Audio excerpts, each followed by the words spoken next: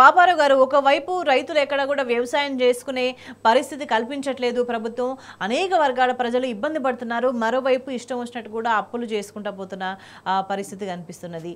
So దాన్ని ఎక్కడ వాడుతున్నారు అంటే సమాధానం చెప్పని పరిస్థితి. అంటే అల్టిమేట్గా చూసుకుంటే తెలంగాణ ఆర్థిక పరిస్థితి ఎట్లా ఉండేటట్టు చేసింది ప్రభుత్వం కాంగ్రెస్?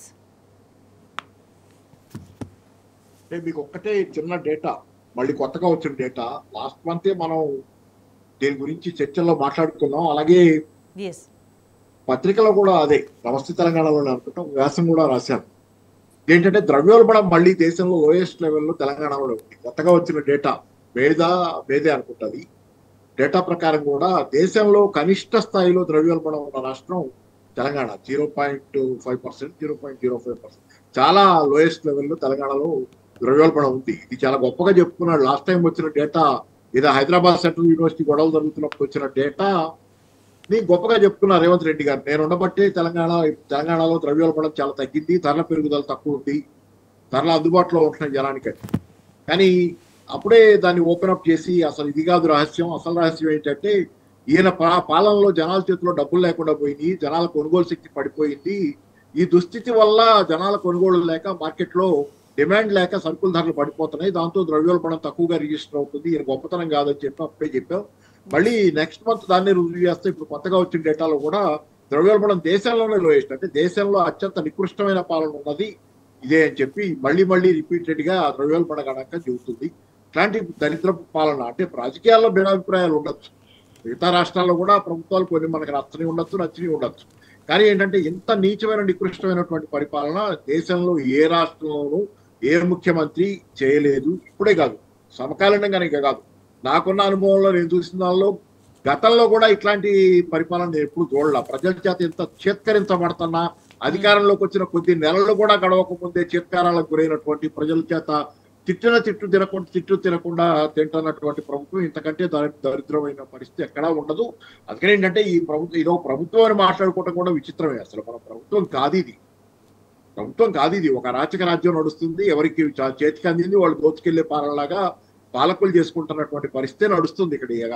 అయితే పాపారావు గారు, ప్రజలు ఒకవైపు ఉన్నట్టు కొనసాగించినా చాలు మహాప్రభు అనుకుంటున్న సిచ్యువేషన్ లో, అంటే మంచిగా ఉన్న వాటిని ఒక డిస్టర్బ్ చేసే ప్రక్రియ రేవంత్ రెడ్డి కంటిన్యూగా చేస్తున్నారు. తాజాగా గురుకులాలకు సంబంధించి కూడా డే స్కాలర్ సిస్టమ్ తీసుకొస్తాను ఇచ్చిన స్టేట్మెంట్స్ ని ఎట్లా అర్థం చేసుకోవాల్సిన అవసరం కనిపిస్తున్నది? ఇది చాలు గురుకులాలు. ఇప్పుడు మీరు అన్నారు కదా ఉన్నట్టు చాలు మహానుభావ అని చెప్పినా కానీ అది కాదు, వెనక్కి తీసుకెళ్తున్నాడు తెలంగాణ. ఈయన కేసీఆర్ గారి గుర్తులు జరిపేస్తారనే పేరుతో కేసీఆర్ గారు పెట్టినటువంటి అన్నం పళ్ళెలు లాక్కుంటున్నాడు జనాల దగ్గర నుంచి.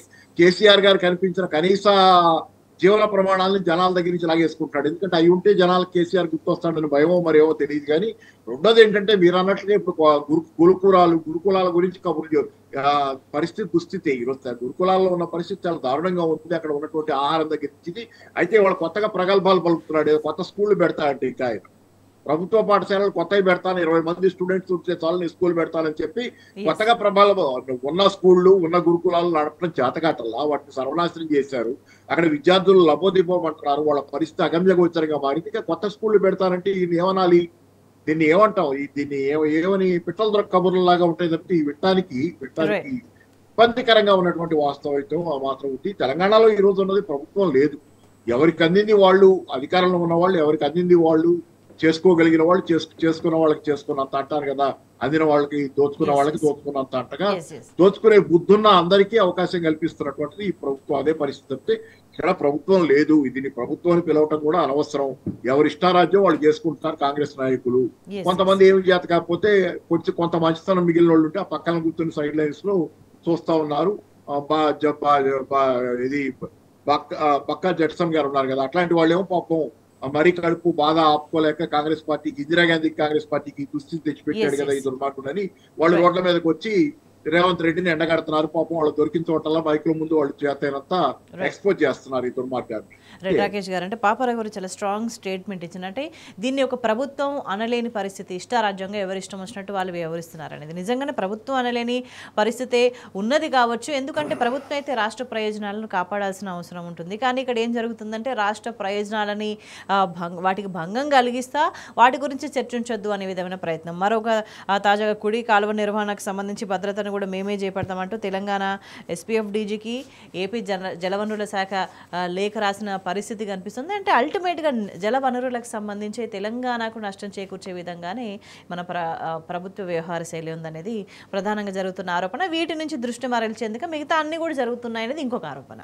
మీకు ప్రధానంగా చెప్తానండి, ఈరోజు ఇప్పటి వరకు సీఎం గారు ఒక 45 సార్లు ఢిల్లీకి పోయి వచ్చింది ఈ 18 నెలల కాలంలో. ఎందుకు పోయిందంటే నిరంతరం ట్యాక్స్ కట్టడానికి వాళ్ళకు.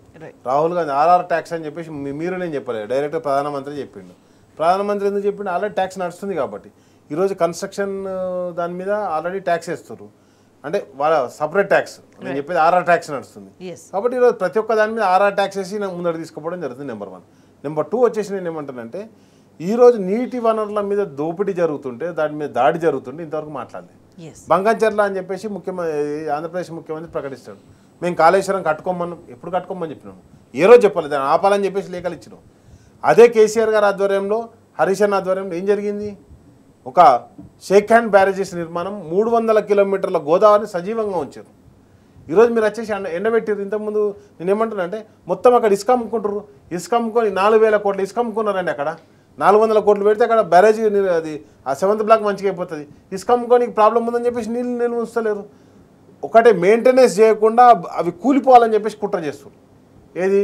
అన్నారం, సుందిల్లా, కాళేశ్వరం ప్రాజెక్టు మెయింటెనెన్స్ చేయకపోతే ఏముంటుంది? బెంచ్ కార్ తీసుకొచ్చి ఒక 1-2 సంవత్సరాలు ఎండలో పెట్టామనుకోండి, బెంచ్ కార్ మంచిదని చెప్పేసి ఆగుతుందా?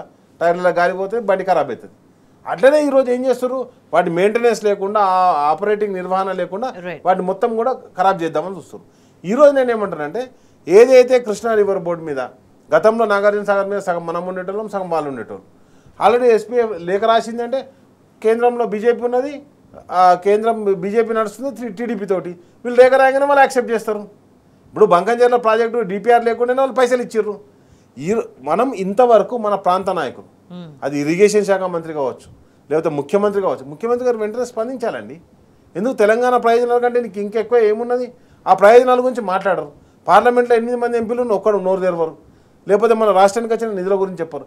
కాబట్టి మొత్తం కూడా వాళ్ళు పక్కన పెడితే, కాంగ్రెస్ వాళ్ళకు బుద్ధి లేదు వీళ్ళని పక్కన పెడితే, బీజేపీ నాయకులు ఉన్నారు 8 మంది ఎంపీలు. అరే మా రాష్ట్రంలో వాటర్ ఎట్లా తీసుకుపోతారు? మా రాష్ట్ర వాటర్ మాకు వచ్చిన తర్వాతనే మీరు తీసుకుపోవాలని మాట్లాడే దిక్కు లేదు. ఇక ఏమనంటే, బండి సంజయ్ గారు స్టేట్మెంట్, కిషన్ రెడ్డి గారు స్టేట్మెంట్, లక్ష్మణ్ గారు స్టేట్మెంట్. వీళ్ళు ముగ్గురు స్టేట్మెంట్లకే పరిమితమేరు. ఇక రఘునందన్ రావు గారు వెంటనే ఏదైనా ప్రాబ్లం రాగానే కాంగ్రెస్కు మద్దతు తెలపడానికి వెంటనే వస్తారు. మనం చూసాం మన జేహెచ్ఎంసీలో. కాబట్టి వీళ్ళందరూ కూడా కాంగ్రెస్ పార్టీతో అంటగాగుతూ దాన్ని కాపాడుకోనికి ప్రయత్నం చేస్తారు. కేటీఆర్ గారు స్పష్టంగా చెప్పారు మొన్న, ఏదైతే హెచ్సి భూములలో, కచ్చగచ్చి పోలీసు భూములలో పైసలు ఇప్పేనికి ఒక బీజేపీ ఎంపీ దానిలో ప్రధాన పాత్ర వహించిందని చెప్పిండు.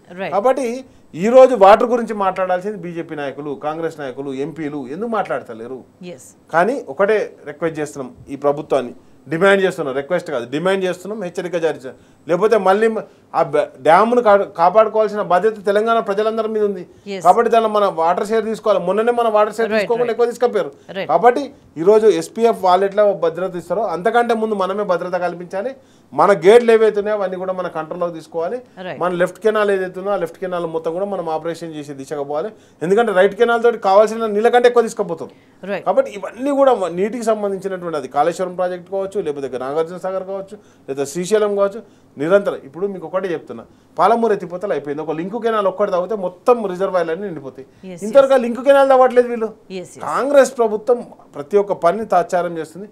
మనం కట్టిన ఇండ్లను 1.5 year తర్వాత వస్తారు వాళ్ళు. ఇప్పుడు ఇండ్లు చేయాలనుకుంటే వెంటనే ఇచ్చేసైపోతుండే కదా. కాబట్టి ఒకటే బట్టకాల్చి మీద వేయాలి, నిరంతరం అవినీతి ఆరోపణలు చేయాలి, తద్వారా లబ్ధి పొందాలి.